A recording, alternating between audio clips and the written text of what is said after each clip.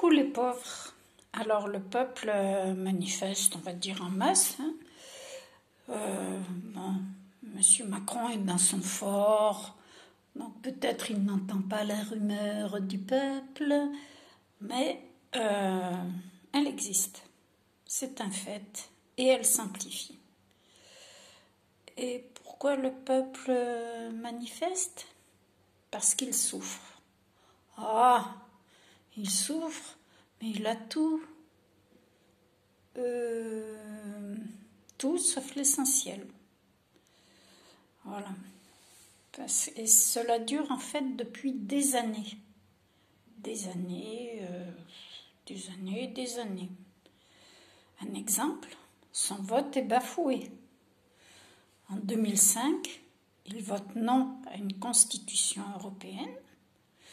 Eh bien, comment dire, poliment les choses, les députés les trahissent, on dit le mot tel qu'il est, et font voter et violent le peuple avec un traité de Lisbonne. Être violé par un traité, ça fait mal là où je pense. Et ça a amplifié des problèmes déjà existants. Plus tard, dans les années 2013, par là, je crois, Madame Reding a dit qu'il n'y avait plus de politique intérieure nationale. Et vous savez où elle a dit ça? Au Parlement français. Autrement dit, une fois encore, en dehors de la personne qui a filmé ce bel exploit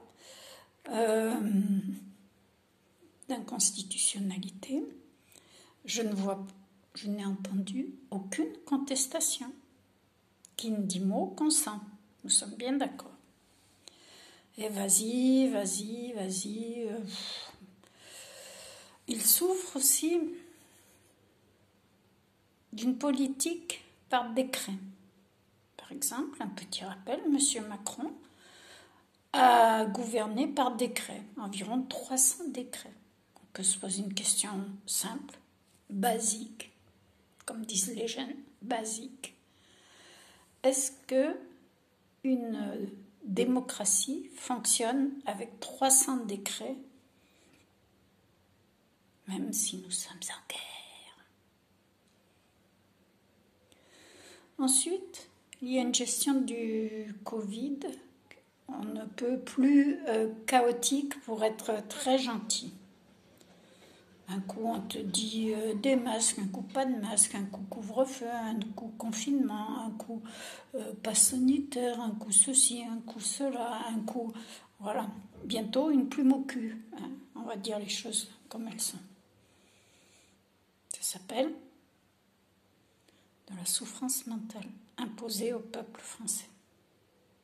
Ils sont incapables de gérer, sauf avec des personnes qui ont des conflits d'intérêts, donc elles gèrent pour le profit des grands laboratoires, de ceux à qui ça rapporte, ou de ceux à qui ça rapporte politiquement, ou de ceux qui rentrent dans une lignée transnationale peut-être. Bon là, c'est une mamie dans sa cuisine, vous savez, à cet âge-là. On n'est pas loin du Rivotril, hein. Voilà. Donc, le peuple commence depuis plusieurs années déjà à sentir que cela va mal. Il voit son pays se faire détruire brique à brique, selon l'expression habituelle.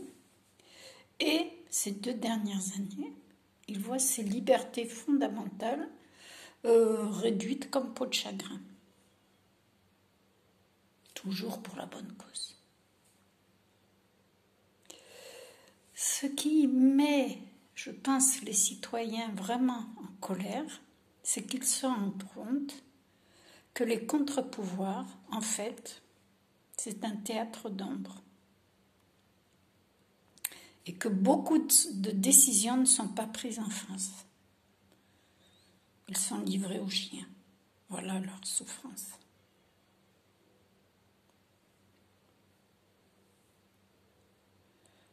peuple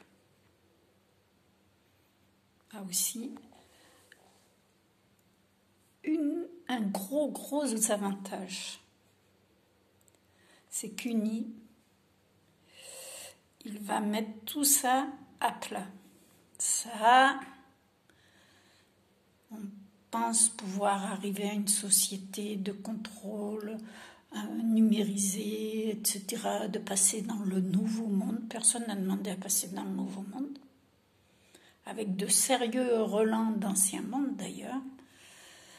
Et voilà, en fait, le peuple se sent violé.